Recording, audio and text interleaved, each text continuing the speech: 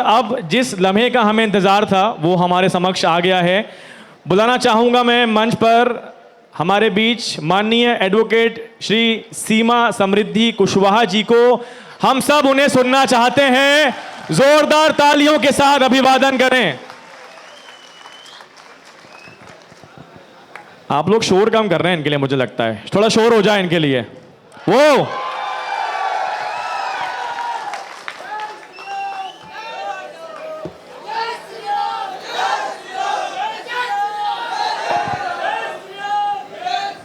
अरे हम उनको सुनने आए कि नहीं आए, है ना? बढ़िया, सुनते हैं अच्छे से। चलिए अब विश्व को शांति का संदेश देने वाले तथागत गौतम बुद्ध को नमन करते हुए आज मैं आप लोगों को देख रही हूँ। मंच पर बुद्ध की फोटो है, महात्मा बुद्ध की, उधर श्री राम के नारे हैं। आज एक बात कहना बहुत जरूरी है, ये मेरे भारत की विविधता की खूबसूरती है। आप किस धर्म में आस्था रखते हैं, आप किस धर्म में आस्था रखते हैं, ये मायने नहीं रखता है। आप सारे रखते हुए भी एकजुटता का संदेश देते हैं, ये मेरे भारत की सबसे बड़ी मजबूत कड़ी है। यहाँ पर इस कार्यक्रम का जो आयोजन किया गया है मेरे बड़े भाई योगेश मान सिंह कुशवाहा जी के द्वारा, और उनकी पूरी टीम का मैं तहे दिल से शुक्रिया अदा करती हूं कि मध्य प्रदेश की धरती पर उन्होंने ये दिखा दिया है कि आज अगर यहां हम एकत्रित हो सकते हैं तो कल वोट बैंक के रूप में हम सत्ता के परिवर्तन करने की भी क्षमता रखते हैं। इस मंच पर हमारे काफी सीनियर साथी, जूनियर और हमारे कई एक विधायक भी मौजूद हैं, जिसमें बैजनाथ कुशवाहा सर हैं, हिना कामरे दी है, योगेश मान सिंह कुशवाहा भाई हैं, अभी आपने दामोदर यादव भाई साहब को सुना, सक्सेना जी को सुना, और तमाम साथी, नारायण सिंह कुशवाहा जी जो कि पूर्व मंत्री, वो वापस जा चुके हैं, बड़े बुजुर्ग की तरह हमारे नारायण सिंह कुशवाहा जी, और तमाम साथी, महेश कुशवाहा भाई साहब को सुना। सभी का नाम मैं नहीं ले पा रही हूँ। धर्मेंद्र कुशवाहा भाई हैं, बहुत मेरे भाई सभी बैठे हुए हैं। एक चीज बहुत आवश्यक है, जिस मन से हम लगातार इस बात को सुन रहे हैं कि हमें भीख के रूप में किसी से सीटें नहीं चाहिए, ये मेरा अधिकार है। लेकिन सच्चाई ये है कि किसी भी मंच पर पॉलिटिकल कार्यक्रम में जब हम होते हैं, हम बताते हैं हमारे ऊपर अत्याचार हो रहे हैं, हमें सत्ता में भागीदारी चाहिए और आप हमें सत्ता में भागीदारी दीजिए। आखिर हमें ये मांगना क्यों पड़ रहा है, कहना क्यों पड़ रहा है, इस पर विचार करने की बहुत जरूरी आवश्यकता है। इस मंच पर अभी कमलनाथ जी आए, योगेश कुशवाहा जी ने अपनी मांगों को रखा, लेकिन उन्होंने सारे मांगों पर सहमति नहीं जताई। इसको पॉलिटिक्स कहते हैं, आप लोग समझिए। आप लोग इस चीज से खुश हो जाते हैं कि किसी नेता ने आपके कंधे पर हाथ रख दिया है। आप इस चीज से खुश हो जाते हैं कि किसी पॉलिटिशियन ने अपने बंगले के अंदर आपको आने दिया। आप इस चीज से खुश हो जाते हैं कि उन्होंने आपको अपने साथ सेल्फी खिंचाने दी। आप इस चीज से खुश हो जाते हैं कि आपने एक फोटो खींचने के लिए कहा या आपका नाम लेकर के किसी नेता ने बुला लिया। सिर्फ इतने तक राजनीति हमारी सिमट करके रह गई है, लेकिन एक्चुअल में ये सारी चीजें एक फॉर्मेलिटी है। आपको इससे जागरूक होने की जरूरत है, सिर्फ फॉर्मेलिटी है। एक्चुअल में सत्ता की भागीदारी अगर आपको चाहिए तो आज आपके पास ये मौका है।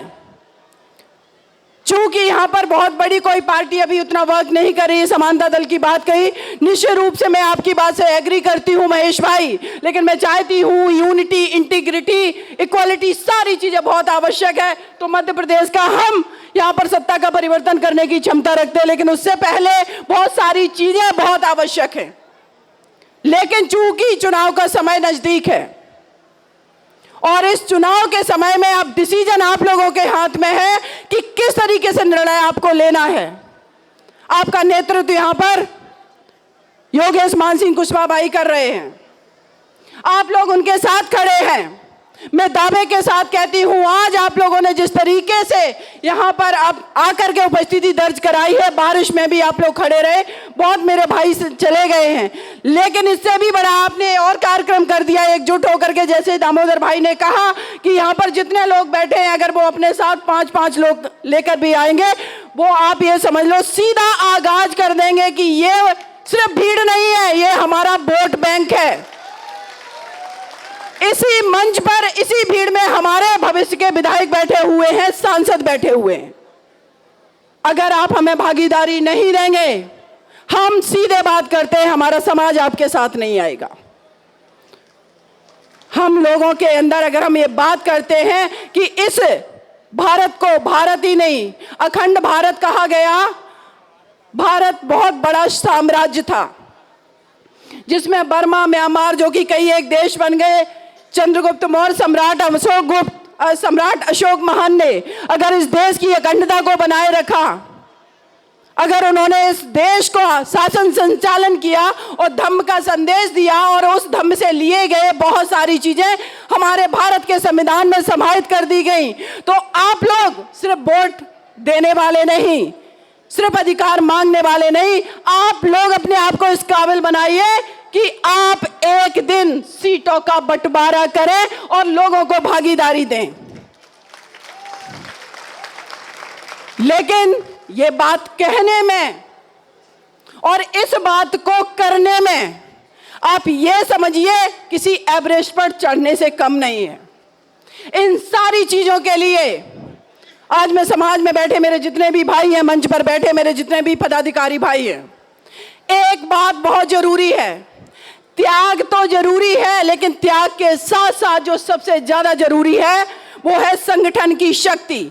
अगर आप लोग संगठित हैं, अगर आप लोग ईमानदार हैं, अगर आपके पास प्लानिंग है, स्ट्रेटजी है कि किस तरीके से हमारे पास पार्टियां आकर के ये कहेंगी अगर वो 25 टिकट दे रहे हैं तो हम 40 देने को तैयार हैं, लेकिन ये वादा करिए कि कुशवाहा समाज हमारे साथ आएगा।